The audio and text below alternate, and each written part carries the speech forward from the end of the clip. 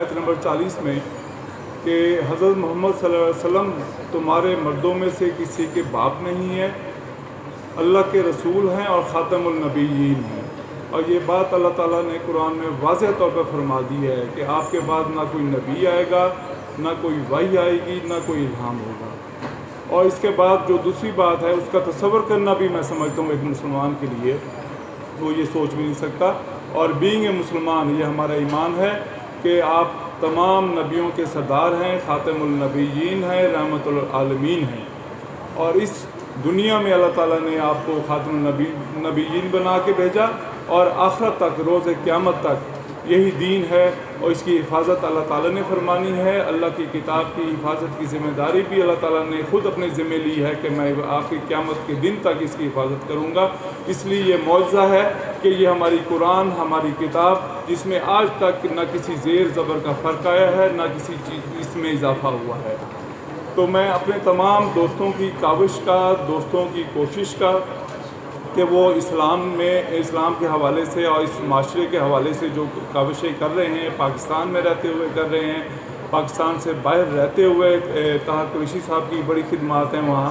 उन्होंने वहाँ एक फाउंडेशन बनाई हुई है जिसके तहत वो ख़ातमुल नबीयीन अथॉरिटी पे काम कर रहे हैं और एमथियों के ख़िलाफ़ जो जिन्होंने एक प्रोपेगेंडा किया हुआ है और अपने आप को मुसलमान ज़ाहिर करते हुए हमारी सफ़ों में घुसे हुए हैं, तो उनकी रोकथाम के लिए और दीन की तबलीग के लिए आपकी काविशें जो हैं मैं उनको सहराता हूँ।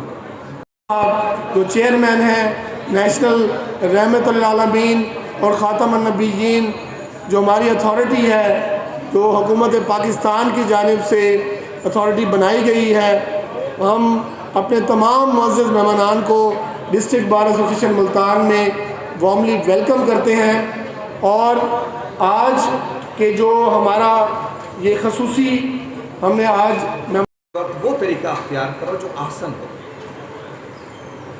आसन अरबी ज़बान में हसन से भी अगली दर्जे की चीज़ है, मुबालगा है इसके अंदर। हसन का मतलब है बहुत खूबसूरती के साथ बात करो, आसन का मतलब है उससे ज़्यादा खूबसूरती के साथ बात करो। तो ये लोग जो दलील को मानते हैं, जो खूबसूरती के साथ बात करते हैं, उलमा और वकला हमारी तहज़ीब के अंदर उसकी नुमाइंदगी करते हैं। इसलिए मुझे खुशी हो रही है कि मैं उन लोगों से मुखातिब हूँ कि जो दलील को मानते हैं, दलील की बात करते हैं। हमारे मुल्क में इस वक्त अगर कोई बहरान पैदा हो गया है तो वो दानिश का बहरान है। हमारे मुल्क में अगर कोई बहरान है तो वो ये है कि हम मुकालमा नहीं करते, हम फरीक़े सानी को एलिमिनेट करना चाहते हैं।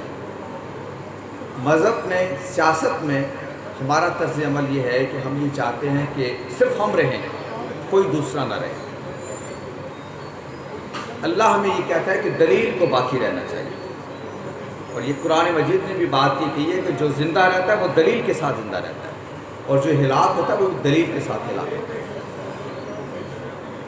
वो दलील पर मबनी और मुकालमे पर मबनी माशरा कैसे कायम किया जाए, ये वो चैलेंज है जिसका सबसे ज़्यादा जवाब अगर कोई दे सकता है तो वो वकला दे सकता है। हमारे माशरे के अंदर जब दलील नहीं रहती तो रूल ऑफ लॉ नहीं रहता, जब दलील नहीं रहती तो कानून की हुक्मरानी नहीं रहती। उसके नतीजे में फिर अनारकी पैदा होती है, लाकानूनियत पैदा होती है। हर आदमी कानून को अपने हाथ में लेने की कोशिश करता है।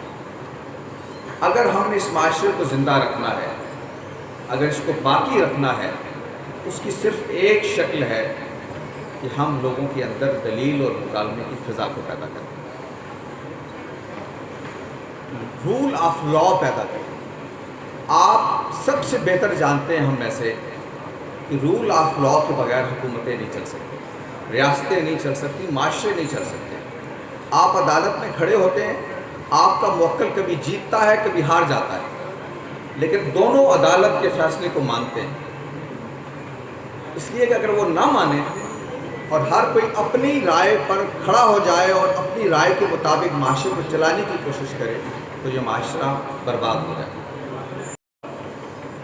ایک تو یہ ہے کہ نیشنل رحمت للعالمین و خاتم النبیین اتھارٹی کے جو اغراض و مقاصد ہیں وہ تو جناب خورشید ندیم صاحب اجمالاً آپ سے وہ ذکر کریں گے، اور طاہر قریشی فاؤنڈیشن اور اتھارٹی کی کلیبریشن سے جو پروجیکٹ شروع ہو چکے ہیں اور مستقبل میں ہونے والے ہیں ان کا میں مختصر سا ذکر کر دوں گا کہ ایک تو یہ ہے کہ اتھارٹی کو اس وقت اسکالرشپس دیے گئے ہیں جو کہ ان کی ریکمنڈیشنز پر مختلف یونیورسٹیوں میں اسٹوڈنٹس ایم فل یا پی ایچ ڈی کریں گے، اور اس ریسرچ کا مقصد صرف اور صرف 2 فولڈ ہے۔ ایک تو یہ ہے کہ ہمیں پاکستان کی نظریاتی سرحدوں کو خطرات وہ کیا ہیں اور اس کا حل کیا ہے، کیونکہ ہم سمجھتے ہیں کہ اگر پاکستان کی نظریاتی سرحدوں کا دفاع نہ کیا گیا تو اللہ نہ کرے ایک وقت اگر آ گیا کہ نظریاتی سرحدیں ختم ہو گئیں تو جغرافیائی سرحدوں کا بھی وجود نہیں رہے گا۔ میں یہ سمجھتا ہوں کہ ہماری نوجوان نسل کو یہ سمجھنا ہوگا کہ پاکستان کیوں بنایا گیا، پاکستان بنانے کا مقصد کیا تھا، پاکستان کنہوں نے بنایا، جنہوں نے بنایا جس طرح کہ قائد اعظم علیہ رحمت نے اس کو لیڈ کیا، وہ کیا چاہتے تھے؟ وہ چاہتے تھے، انہوں نے کئی دفعہ اپنی تقاریر میں کہا کہ میں اس کو مدینہ کی طرز کی ریاست بنانا چاہتا ہوں۔